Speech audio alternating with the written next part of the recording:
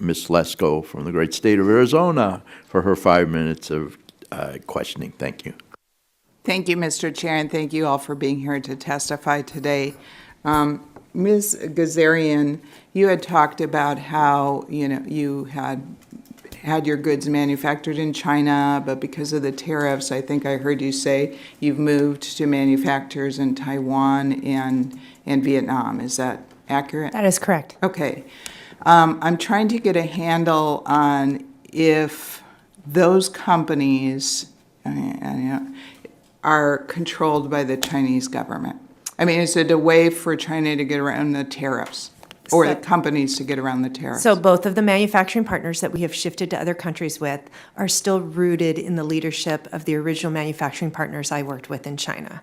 So their way was to shift into other facilities in other countries to still be able to support us with the skill and quality that we needed for our product, but to do so in other countries, yes. Yeah, thank you. Sure. Mr. Griswold, what specific dependencies does the U.S. Have on Chinese manufacturing and raw materials, and how can we reduce these dependencies?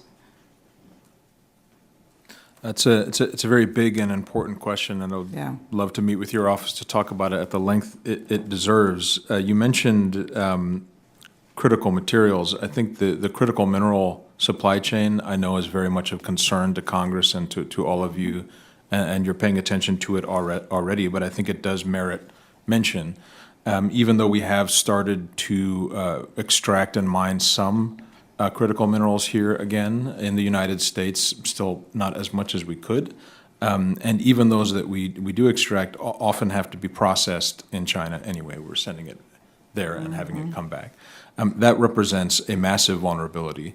The CCP has proven its willingness in the past to restrict or cut off the flow of critical minerals. They've done that.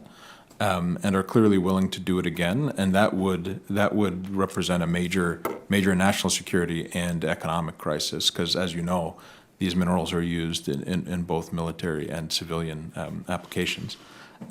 So that's just, I think, one instance of the many vulnerabilities we have, right, and dependencies we have, but it's an important one.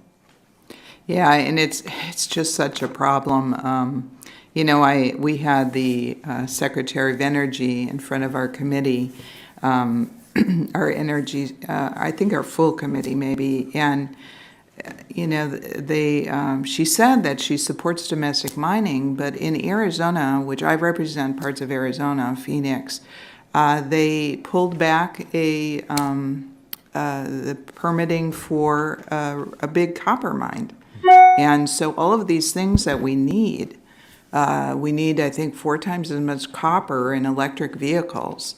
And so I don't understand it. I mean, I just don't get it, how we're going to get to the goals that the administration wants without doing mining here. I don't understand it. And so, maybe someday somebody will explain it to me.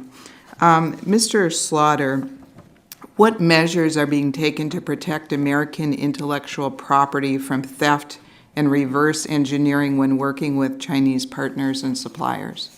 Not enough.